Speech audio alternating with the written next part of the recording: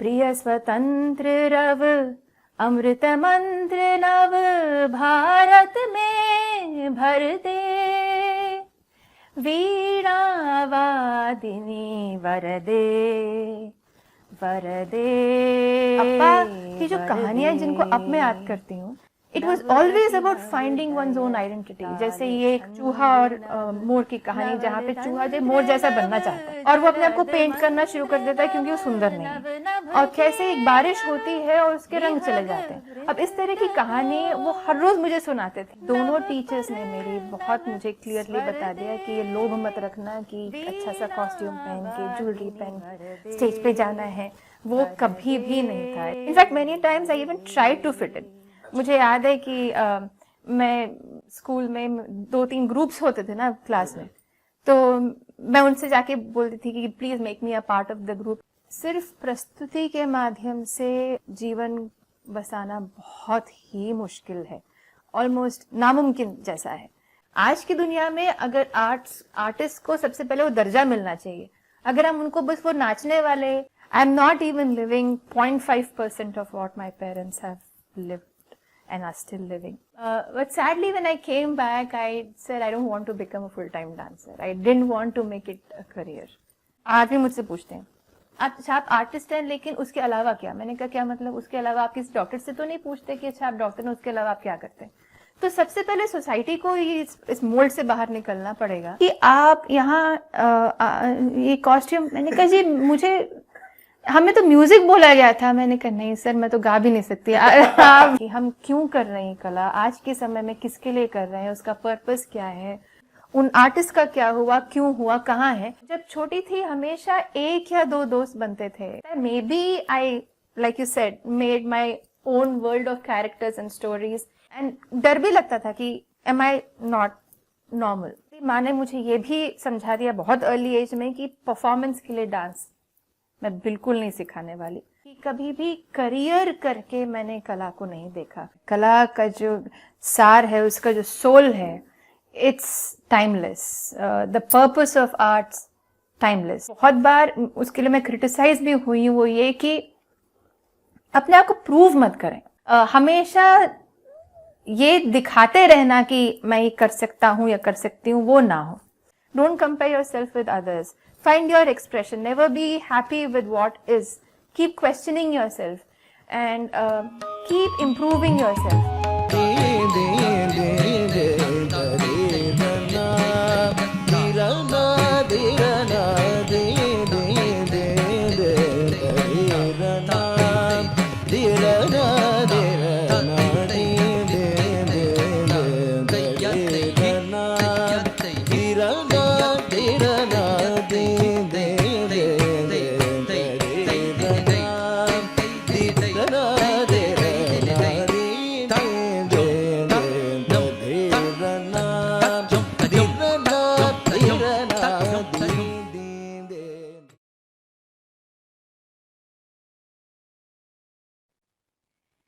प्रिय स्वतंत्र रव अमृत मंत्र नव भारत में भर दे, वीणा वादिनी वरदे वरदे वरदे।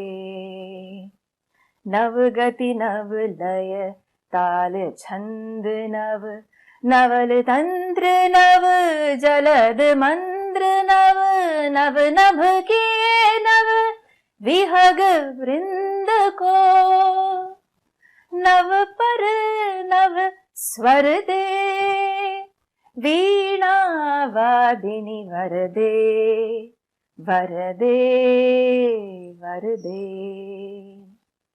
नमस्कार, आपका बहुत स्वागत है आज के इस विशेष भाग में। सबसे पहले तो मैं ये जानना चाहूंगा कि जो आपका परिचय है वो नृत्य से कैसे हुआ है? नृत्य, संगीत, साहित्य, रंग, रूप, ये सारी जो ह्यूमन एक्सप्रेशन का माध्यम है, वो हमारे जीवन में बहुत, मुझे लगता है बरसों से, दशकों से, शायद पीढ़ियों से रहा है। Both my parents are artist and Kuber Dutt, Kamalini Dutt. Kuber comes from the background of literature, Hindi literature, and Kamalini comes from the background of dance, music, religion, spirituality. And these two streams of knowledge, they met in Delhi. उनका पहली मुलाकात उनकी दूरदर्शन में हुई और साहित्य ने उनको जोड़ा. हालांकि माँ दक्षिण से हैं, उन्होंने हिंदी साहित्य पढ़ा और वो कहती हैं इसलिए पढ़ा क्योंकि वो अपनी कला को और गहराई से जानना चाहती थी. उस भक्ति लिटरेचर को उनको पढ़ने का बहुत शौक था, which is why she took the route towards Hindi literature. So arts have been a part of my life, not just as a stream of thought, but as a way of life. And I crawled into books. I crawled into a studio. My parents were in Doordarshan. तो school का bag ऐसे studio में कोई ले लेता था और मुझे कोई कैमरामैन खाना खिला रहा है, and then somebody else is helping me in Doordarshan to do my homework, and that's how media and literature together, they became my co-parents along with Amma Appa, and that's how arts have come to me. And it's been a very syncretic process. It was not something which both my parents consciously did, in the sense they didn't want to quote unquote make an artist out of me, but they wanted me to connect with arts very deeply. They didn't lay a road map कि बड़े होके तुमको यही बनना है, लेकिन अपने साहित्य को, अपनी संस्कृति को, अपनी इस धरोहर को जानना बहुत ज़रूरी है. उस सोच से, उस विचार से, उस विजन के साथ उन्होंने मुझे सारे इनपुट्स दिए जीवन में और खोल दिया पूरा समंदर सामने कि अब तुम्हें डूबना है उसमें डूबो, दूर रह के सिर्फ उसको देखना है देखो. So and they became examples for me in life how an artist should be and how an artist should be consciously connecting to society.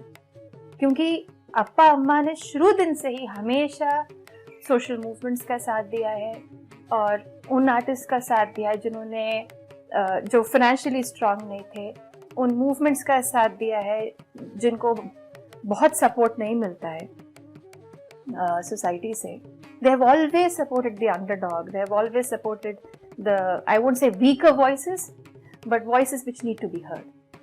वो एक सोशोलॉजिकल एंगल भी मुझे शुरू दिन से मिला. सो अभी रिसेंटली बोला था कि आर्टिस्ट बहुत एलिटिस्ट होते हैं.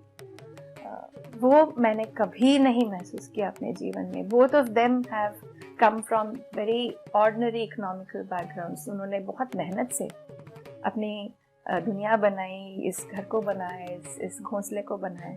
So I have seen them grow tremendously in every which way, and they set examples for me. So that's how I have lived with arts. I'm not even living 0.5% of what my parents have lived and are still living. तो मुझे लगता है मैं उनकी अगर परछाई भी अगर बन सकूं तो बहुत बड़ी बात है. They have been like legends for me. आप कभी इस घर में आएंगे और देखेंगे आपको सिवाय किताबों के और संगीत और नृत्य के कुछ नहीं मिलेगा इस घर में, बल्कि किताबें ऐसे जाती हैं गिफ्ट के रूप में. So that's how it's been a very very colorful, difficult at times, क्योंकि दोनों पेरेंट्स जब बहुत टैलेंटेड और बहुत ही डिमांडिंग होते हैं regarding quality, regarding a thought process, कभी कभी बच्चे के लिए मुश्किल हो जाता है. So there were moments which were very challenging to be a single child of parents like Kamalini Dutt and Kuber Dutt. तो आपका कहना है कि जो परिवेश था ये शुरू से ही ऐसा रहा है कि कला वहाँ पे था जी. लेकिन अगर कला में मैं नृत्य की बात करूँ तो आपकी जो पहली कक्षा थी उससे रिलेटेड कैसी आपकी क्या यादें हैं या क्या ऐसी बातें हैं जो आज आपको याद आती है आपके जीवन में, जो आपने पहली बार नृत्य की कक्षा प्रारंभ की तो कैसा दिन कैसा था?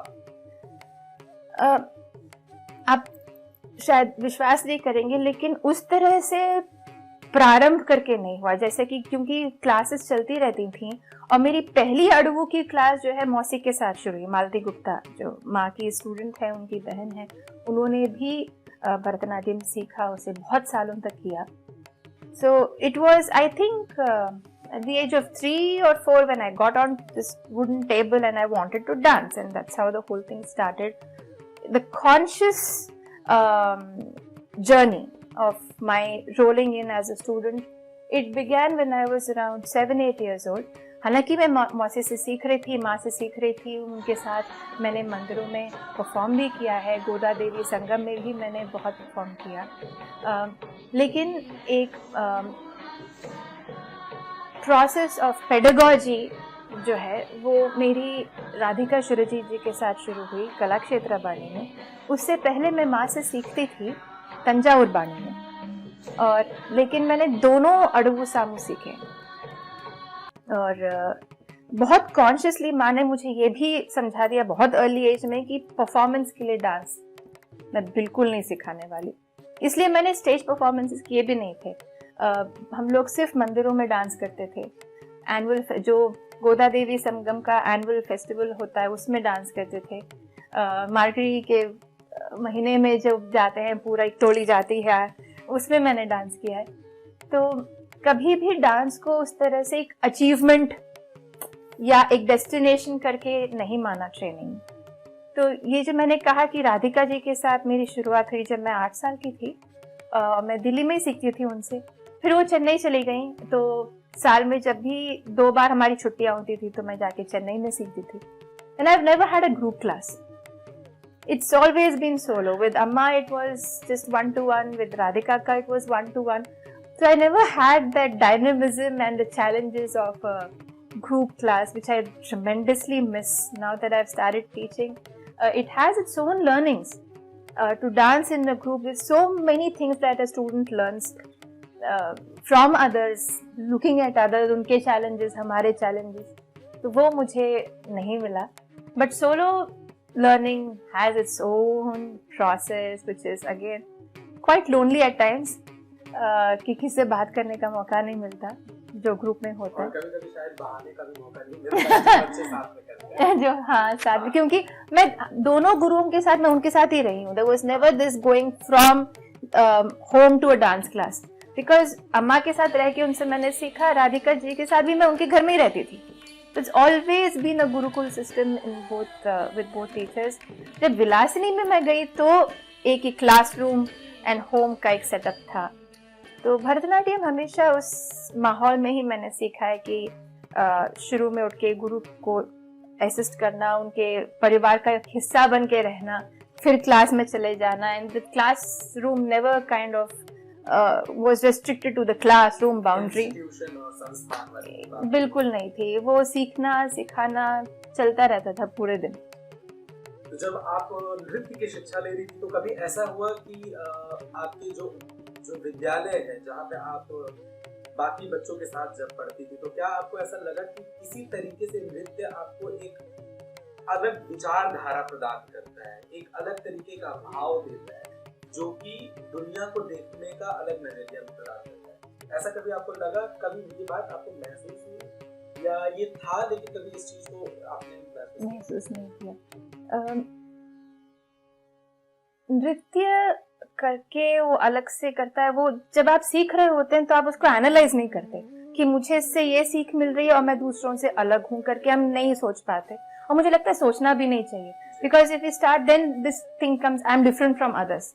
या वी स्टार्ट कंपेयरिंग आवरसेल्व्स कि देखो मैं एक डांसर हूँ, मैं वो तो डांस नहीं. तो it was never like that. But I always felt that there were certain inputs and a way of thinking which were different from others. Like छोटी सी बात है कि मैं आज भी बताती हूँ ये इंसिडेंट. जब स्कूल में एक होमवर्क मिला माई पेट, और मैंने हाथी पे लिखा तो मुझे 0 मिल गया. और क्योंकि आप हाथी को पेट नहीं बना सकते हैं, इट हैज टू बी कुत्ता बिल्ली. So that streak of thinking creatively was given to me from very beginning. In fact, अप्पा की जो कहानियां जिनको अब मैं याद करती हूँ, अब मैं इसलिए कह रही हूँ अलग से क्योंकि वो चले गए 2011 में. It was always about finding one's own identity. जैसे ये एक चूहा और मोर की कहानी, जहाँ पे चूहा जो मोर जैसा बनना चाहता है और वो अपने आप को पेंट करना शुरू कर देता है क्योंकि वो सुंदर नहीं है. और कैसे एक बारिश होती है और उसके रंग चले जाते हैं। अब इस तरह की कहानी वो हर रोज मुझे सुनाते थे कि find your own self, don't compare yourself with others, find your expression, never be happy with what is, keep questioning yourself and keep improving yourself. ये हमेशा, और कभी भी ईगो मत पालना कि हम तो हटके हैं जी, ये जो कभी कभी मुझे लगता है आर्ट्स के साथ आ जाता है, because we start seeing us like you said कि क्या मैं दूसरों से अलग हूं टाइप। बट ये जरूर लगा बहुत बार कि उन वो मुझे समझे ना समझे, मुझे कहीं कहीं लगता था कि वो कहीं क्या कर रहे हैं वो। I mean, the kind of conversations that people used to have, it was only about marks and who's dating whom, या some TV serials, या फिर इस तरह की जो बातचीत, even at young age, which children we as talk, the kind of books that people used to read or not read. मतलब मुझे समझ ही नहीं आता था कि आप किताबें कैसे नहीं पढ़ सकते। For me, book was like as normal like पानी पीना।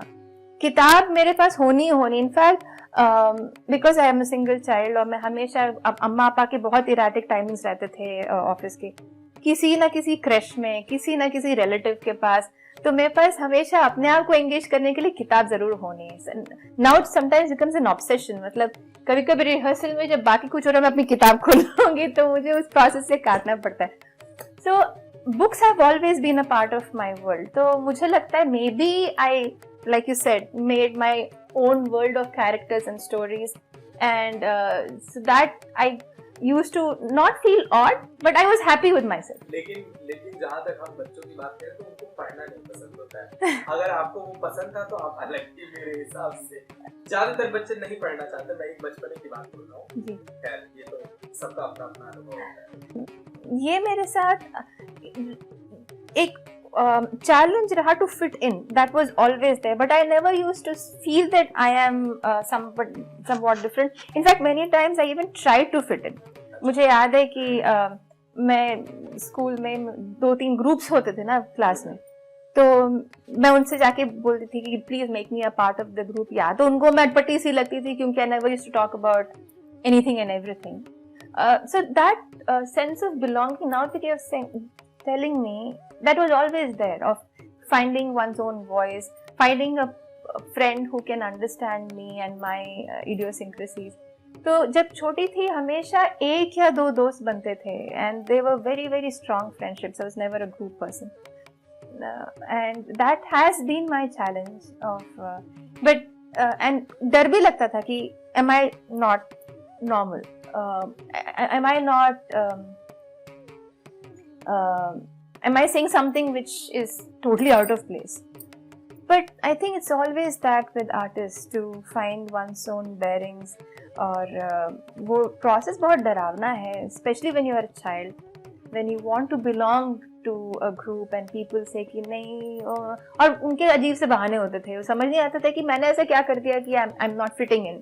So basically रचनात्मकता के साथ विचित्रता थोड़ी जुड़ जाती है। जी बिल्कुल, क्योंकि वो एक कांस्टेंट कॉन्शियस एफर्ट नहीं रहता है, लेकिन अंदर चलता रहता है, और finding one's own voice, of trying to understand oneself better, क्योंकि वो कलाएं यही सिखाती हैं हमको। At the end of the day what are arts for? It's an self expression, it's a process of self exploration, और we do create alternate realities through our art. तो मुझे लगता है it does become difficult for artists as children to negotiate with that world. अगर लेकिन चूंकि मेरे parents भी उसी फील्ड से हैं, तो मुझे इतना अटपटा नहीं लगता था, because I anyway used to come back to this world of artists, and वो हमेशा रहा, always surrounded by artists from the beginning. So they were a part of my growing up. Bharatanatyam आपका जो ये जर्नी रहा, आपने जैसे बताया कि घर में प्रारंभ हुआ, लेकिन जो हमारा मंच का एक यात्रा था, आपके जीवन में मंच और प्रस्तुतियों का जो दौर हुआ, उसके बारे में बताएं कि कब प्रारंभ हुआ, कब आपको ऐसा लगा कि अब मुझे करना चाहिए इस चीज को, अब मुझे इसको बोलते हैं कि अपना करियर आज की दुनिया में, कि इसे मुझे अपना भविष्य बनाना है नृत्य को, और फिर उसके बाद आपने कैसे भरतनाट्यम से विलासिनी नाट्यम को अपना साथी बनाया, इसके बारे में बताइए। परफॉर्मेंस, जैसा कि मैंने पहले कहा, कभी भी एक पर्पस नहीं था सीखने का, और ये दोनों टीचर्स ने मेरी बहुत मुझे क्लियरली बता दिया कि ये लोभ मत रखना कि अच्छा सा कॉस्ट्यूम पहन के, ज्वेलरी पहन के स्टेज पे जाना है, वो कभी भी नहीं था। इट वाज नेवर लाइक मैं तुमको ये कॉम्पोजिशन सिखाऊंगी, क्यों? क्योंकि अभी परफॉर्मेंस आ रहा है ना, नवरात्रि आ रही है, हम करेंगे। It was not an incentive for learning. Certainly there were programs, there always temple performances. कभी भी फेस्टिवल में करना है, उस तरह का एक्सपोजर होना है, दिखना है, वो कभी लर्निंग का कारण नहीं था। तो मैं जब सीख रही थी नृत्य, मैंने इस बारे में सोचा भी नहीं कि मुझे इसको करियर के रूप में लेना है। I was just learning for the joy of learning. I went to do literature, English literature for my graduation, and went to Chennai for it. Chennai इसलिए गई क्योंकि मुझे भरतनाट्यम को और सूंघना था, उसको टेस्ट करना था, और उसको और महसूस करना था।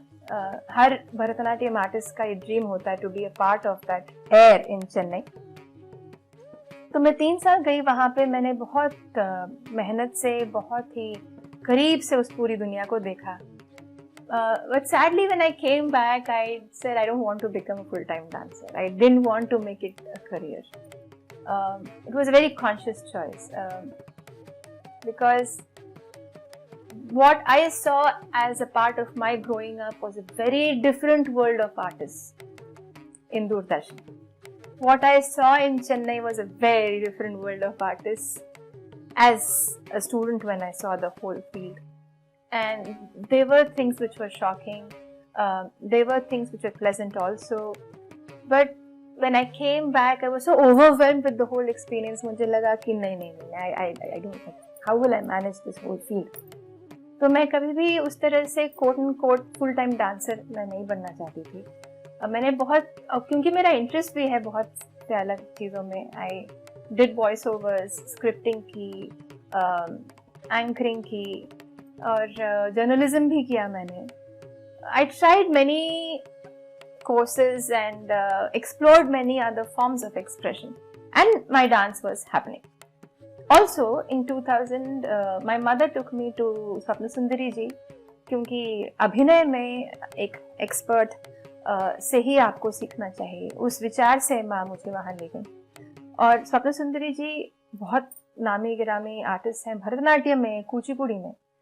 तो माँ को लगा कि मैं उनसे भरतनाट्यम सीखूं, और उन्होंने हाँ भी बोला, और मुझे बाकायदा मेरा ऑडिशन लिया। I performed and then she decided ठीक है, you join me as a student. But she also said with Bharatanatyam I will teach you Vilasini Natyam. That was the first time I heard these 2 words.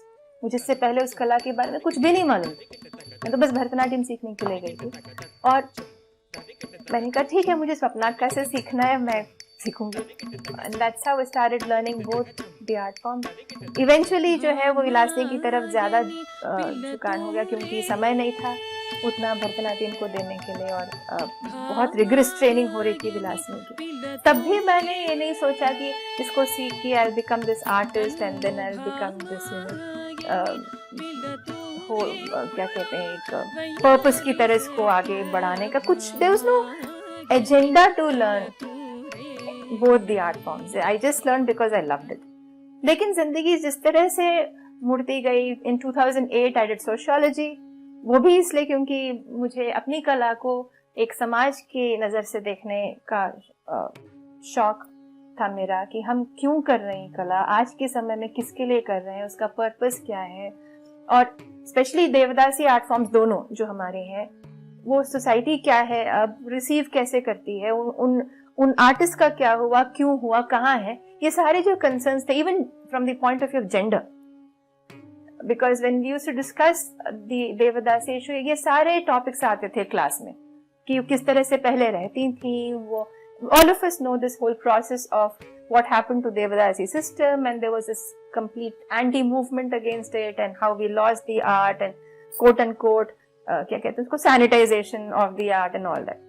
So I wanted to understand, ठीक है मैं artist की भाषा सुन रही हूँ उनके point, let's me understand from a sociological perspective.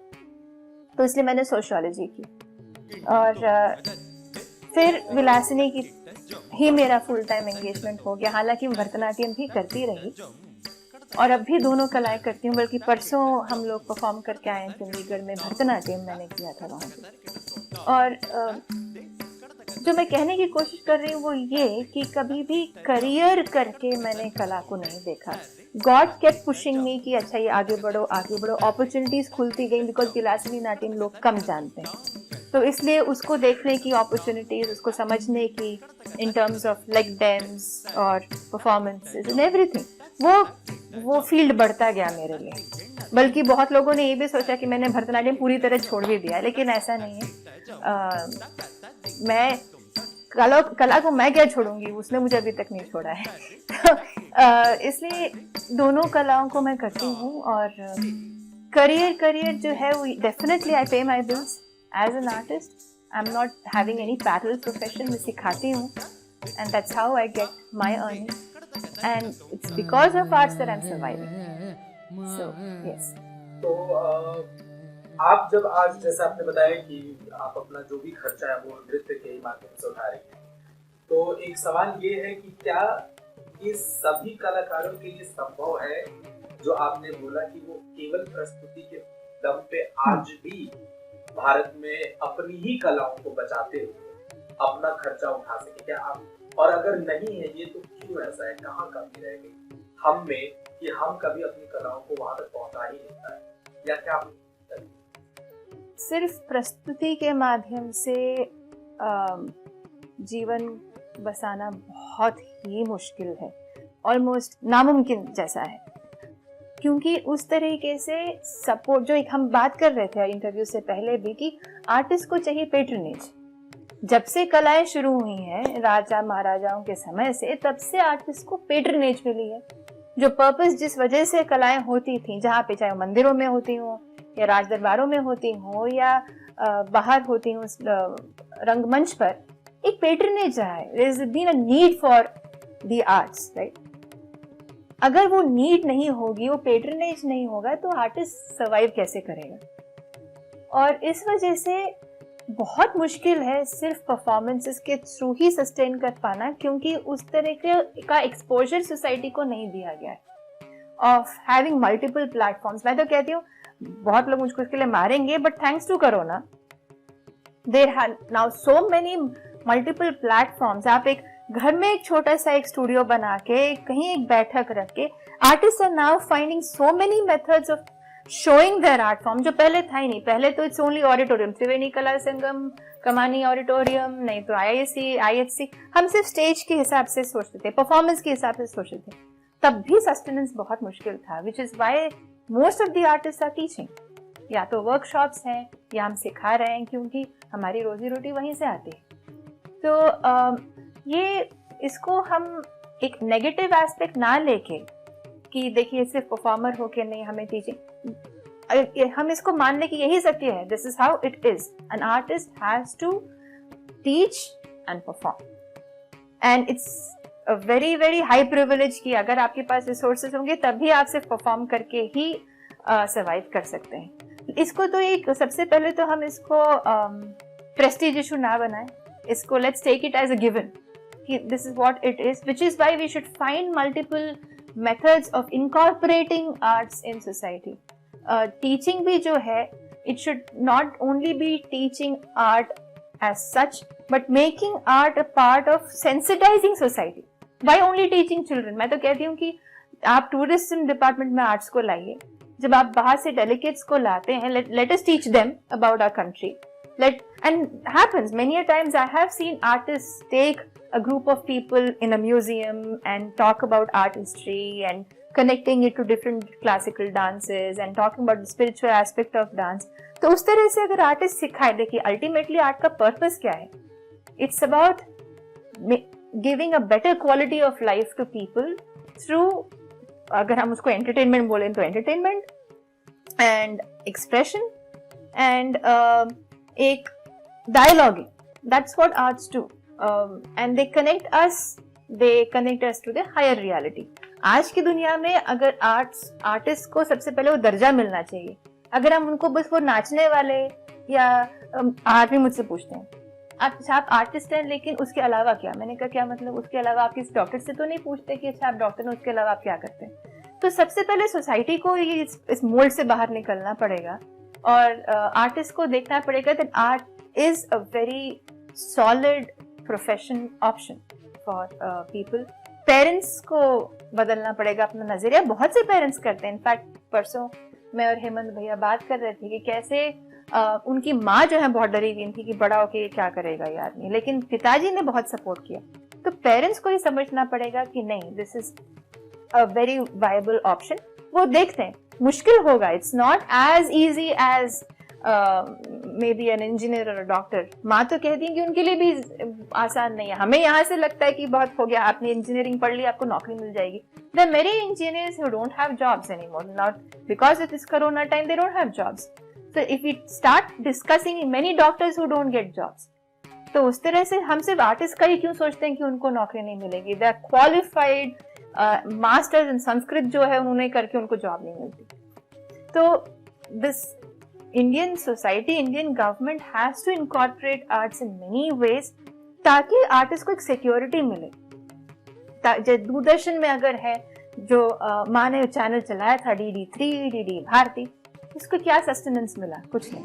But it has to be conscious choice of the government कि हमें कुछ भी करके दूरदर्शन जैसे और चैनल्स बनाने हैं। They has to be a mandate for all the private channels. वो क्यों नहीं हम करते कि आप ठीक है एंटरटेनमेंट पूरे दिन करिए, आपको प्राइम स्लॉट में, ये नहीं कि रात को 11 बजे आप वो प्रोग्राम चलाएं, प्राइमरी स्लॉट में आपको 8 से 9 एज अ मैंडेट। जैसे ये पब्लिक एक चला है ना PPP, there is something like public responsibility of the corporate, what is that phrase, CSR, social response, corporate social responsibility.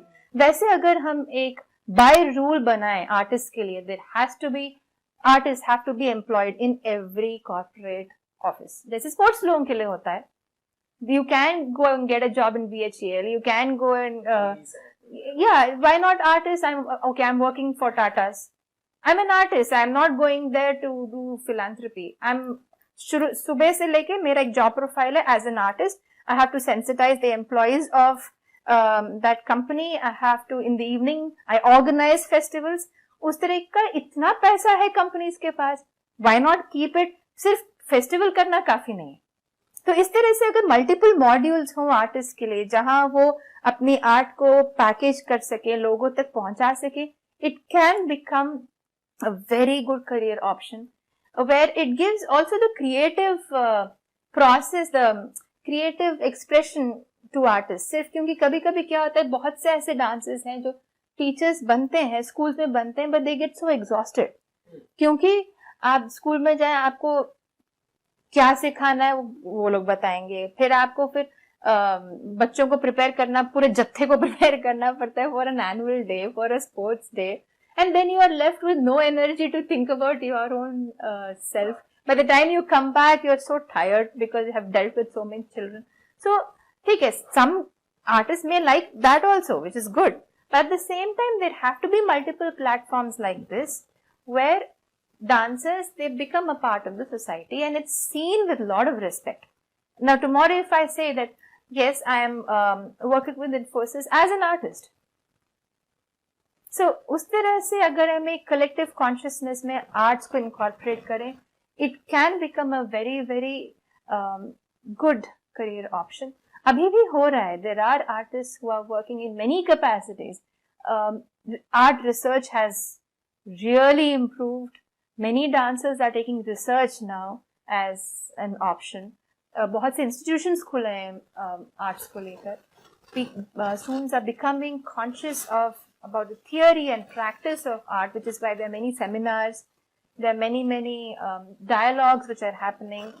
लेकिन इसको थोड़ा और हम बात कर रहे थे कोरोना के समय पे, कितने आर्टिस्ट ने सफर किया है, वो इसलिए क्योंकि अब भी सोसाइटी में आर्ट्स को दर्जा नहीं दिया जा रहा है जो डिजर्व करता है। जिस तरह से पहले के ज़मानों में to say that I am an artist during the rule of kings and monarchs, it was a privilege कि मैं इस दरबार में as an artist employed हूँ.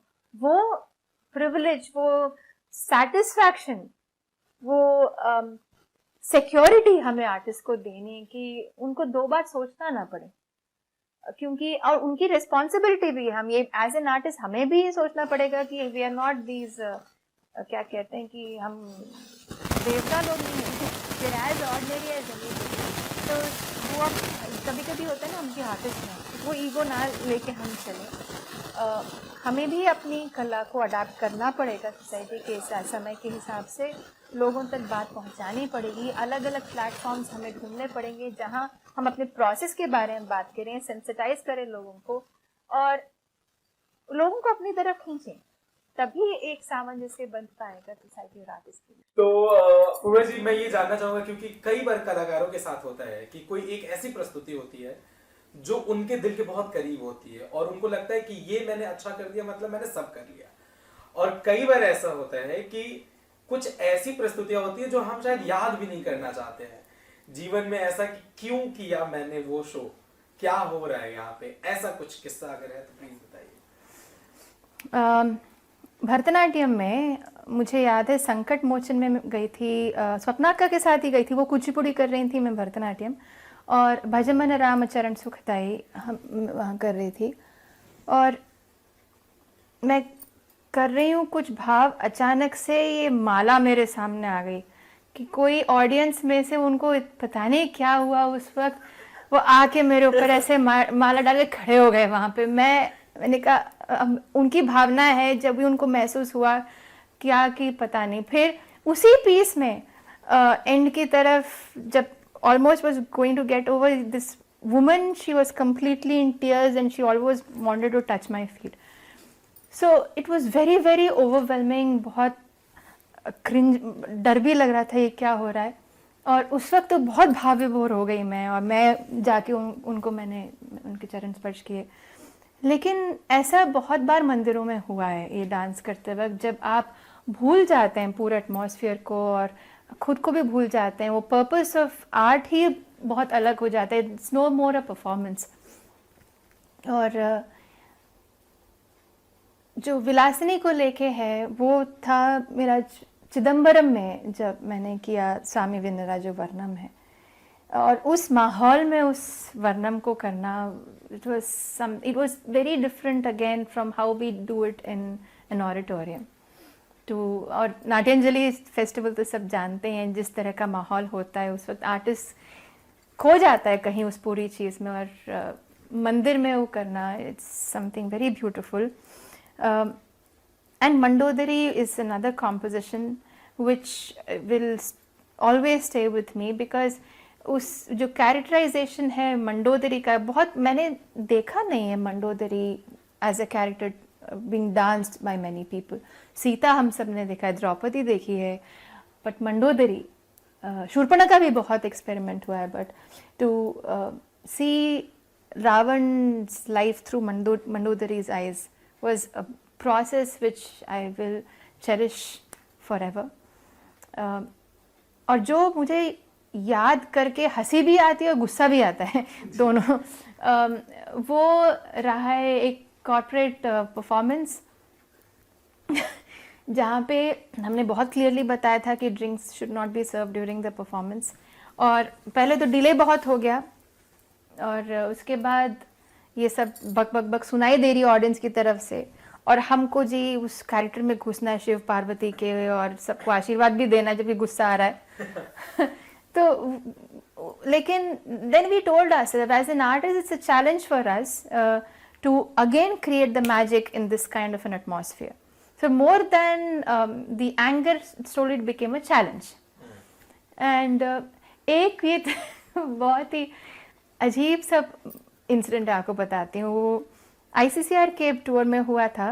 आई think the organisers they were told कि एक म्यूजिक परफॉर्मेंस होने वाला है, और हम गए डांस लेके. अच्छा. वहाँ पे स्पेस ही नहीं है डांस करने के लिए, क्योंकि अच्छा. वहाँ पे सिर्फ म्यूजिशियंस के लिए उन्होंने एक तख्त बिछा दी थी, और हाँ जी, और माइक और ऑडियंस आसपास.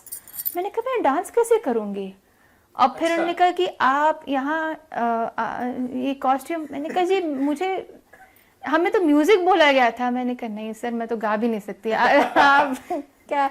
फिर last moment they had to change the whole thing and I didn't have much space, क्योंकि जो उन्होंने इवनिंग परफॉर्मेंस के लिए स्पेस दिया, हाँ वो बहुत कम था स्पेस। अब उस छोटी सी जगह में जो भी मैं कर पाई वो कर पाई। इट वाज, तो पहले तो बहुत गुस्सा है कि इट्स द ऑर्गेनाइजर्स फॉल्ट, फिर अगेन उसको एक चैलेंज के रूप में कि कैसे हम, और जो ऑडियंस आने वाली है वो म्यूजिक सुनने के लिए आ रही है। अब वो डांस में फिर on the spot we had to change the entire evening का setup, the central piece had to change, the beginning had to change, क्योंकि थोड़ा उनके टेस्ट को दिमाग में रख के, तो वो डिसीजंस हमने उस वक्त लिए जो मेरे लिए थोड़ा चैलेंजिंग भी था। गुस्सा मैं नहीं कर रही, मुझे वो नहीं पीस करना अभी, लेकिन करना पड़ेगा। तो उस तरीके का माहौल था। Again very interesting one. वैसे तो आप पूरे साल प्रस्तुति करती रहती हैं या फिर नृत्य से जुड़ी रहती हैं और काम करती हैं, लेकिन जिससे मैं समझता हूँ एक आलस्य का समय होता है जो जब आप कुछ नहीं करना चाहते हैं, खाली समय। लेकिन मैं आपको स्पेशली बोलूंगा क्योंकि आपको पुस्तकें बहुत पसंद है, तो किताबें पढ़ने के अलावा आप क्या करती हैं उस खाली समय में कि ये मेरा समय है? Colouring, I love colouring. और ये एक कभी कभी तो ऑब्सेशन बन जाता है। माँ कहती हैं कि बहुत हो गया, बंद करो इसको, बिकॉज इट्स अभी चला, एक ट्रेंड भी चला है Mandla. many books which are for relaxation, they are called mandala coloring, and then you kind of get into the silences of coloring. And I love traveling, I love badminton. अच्छा जी, और मुझे जानवरों से बहुत प्यार है। तो यहाँ सोसाइटी में जितने भी डॉग्स हैं, कल हमारे दरवाजे पे आ गए एक जनाब और ऐसा डिमांड किया कि दूध चाहिए तो चाहिए बस। मेरी क्लास चल रही थी उस वक्त, पीछे तो चिल्लाई जा रही हूँ बिल्ली। तो आई लव एनिमल्स, मेरा ड्रीम है कि कभी मेरे पास एक कुत्ता, बिल्ली, सुअर और गधा, ये चारों हो मेरे पास। So apart from books, yes, colouring, animals, I love, yes, cinema बहुत पसंद है। बस समय के चलते उतना नहीं हो पाता है क्योंकि ऑनलाइन क्लासेस से ना समय बहुत खिंच जाता है, and it's also so stressful. मतलब पहले मैं बहुत मूवीज देखती थी, लेकिन अब जब तक वो 3 घंटे क्लास के ख़त्म होते हैं तब तक the body and mind is so exhausted. फिर उसके बाद, and I love to colour, तो कलर करती हूँ, but I, that's a good one, I should find time for cinema. I think every dancer loves cinema because theatre and dance have a very strong connection. तो आपका कोई favourite actor या actress current समय से, इस समय से? Current समय से ही, करंट समय से quite difficult. मेरे चॉइस सारे, Tabu is somebody I really look up to. I think she is a phenomena in our industry. Sadly, present generation, I don't know. I somehow not able to. Alia, I'm waiting. Yesterday I saw the promo of Sanjay Leela Bhansali's movie. But I don't know. My choices are all old. It's Tabu and Rekha and favourite कौन है वैसे? Tabu. She is one person. दो ऐसे mould हो जाती है वो character के अंदर. She doesn't have to talk anything. And many a times I see cinema also to learn a lot.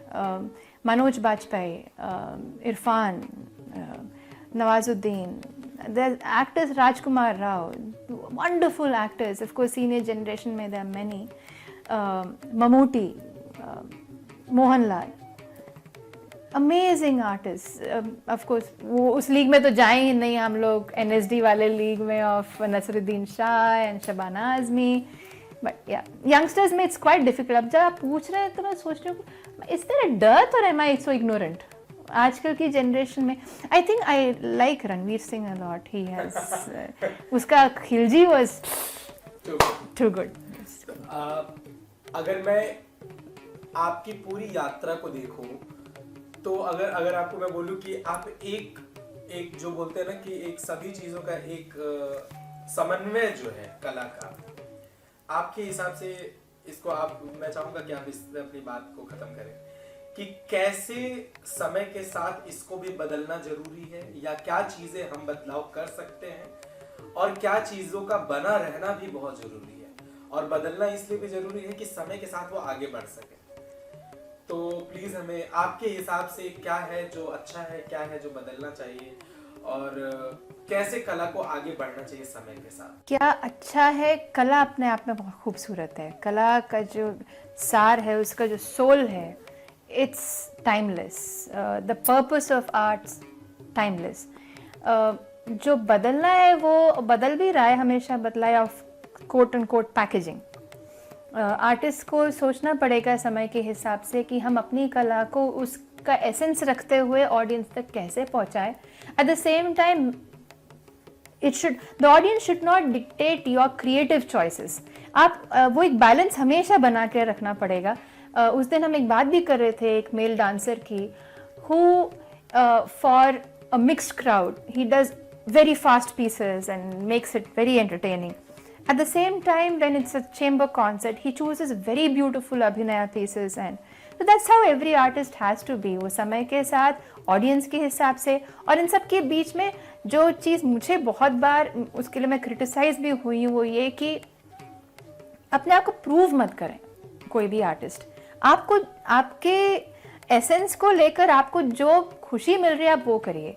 ठीक, एक बैलेंस लाना चाहिए, लेकिन हमेशा ये दिखाते रहना कि मैं ये कर सकता हूँ या कर सकती हूँ, वो ना हो। ये ज़रूर है कि जैसे जब देवदासियाँ भी करती थी तो ऑडियंस के हिसाब से ही वो कॉम्पोजिशन चूज करती थी। मंदिरों में बैठ के मेज़ुबानी नहीं होता था, मेज़ुबानी में रिचुअल्स नहीं होते थे। लेकिन अगर आप ऐसा कॉम्पोजिशन चूज करें जो आपको करने का मन नहीं है लेकिन ऑडियंस को बहुत पसंद है, वो मैं कहीं सोचती हूँ कि वो ठीक नहीं है कलाकार के लिए, क्योंकि slowly then you start losing yourself as an artist because you are all the time dancing to the gallery. But at the same time we have to communicate with the audience. तो वो एक बहुत बड़ा challenge रहा है artist के लिए, और आज के टाइम पे लेकिन मुझे लगता है artist are really adapting very well the way during this lockdown. ऐसे ऐसे प्लेटफॉर्म्स खिल के आए हैं ऑनलाइन, हम सोच भी नहीं सकते थे कि हमें डांस ऐसे देखना पड़ेगा। उस हिसाब से जो फ्रेम है वो कट गया है आर्टिस्ट का, तो वो ऐसे कॉम्पोजिशंस चूज कर रहे हैं जहाँ मुखाभिनय बहुत ही स्ट्रांग है। So I think that way artist is also challenging herself and himself कि कैसे अब इस फ्रेम के हिसाब से मैं अपनी कला को प्रेजेंट करूं, eight the same time not compromising with the quality or the purpose of the art. I think that has always been the challenge. It will always be. लेकिन end of the day we have to be true to ourselves. अगर आप खुश हैं अपनी कला के साथ और उसमें अगर आप ऑडियंस को लेके आ पा रहे हैं तो best. That's the ultimate gift artist can give to him herself और and अगर to the बच्चे audience. जो हैं आजकल के, वो अगर नए दौर में कलाओं में आना चाहते हैं तो कोई एक चीज जो उनको ध्यान में हमेशा रखना चाहिए कि ये ऐसा नहीं है कि सब कुछ छोड़ के भी इन कलाओं को कर सकते हो, या कैसे उनको क्या चीज लेके आना चाहिए, या तो फिर वो सिर्फ टीवी शोज के लिए ना हो, जैसे आजकल टीवी सीरियल्स में बहुत सारे लाइव शोज आ गए, तो उनका मेन पर्पस क्या होना चाहिए कि इन कलाओं को सीखे। क्योंकि मान लीजिए आपका बैकग्राउंड है कि इतने ज्ञानी लोग आपके घर में थे, लेकिन ये सबके साथ नहीं है। बिल्कुल। कि जो कला को समझते हैं रूट से, तो कई बार लोग बच्चे आते हैं सिनेमा प्रसिद्धि के लिए, तो तो क्या ऐसी चीज है जो लेके आना चाहिए इस फील्ड में आपके हिसाब से?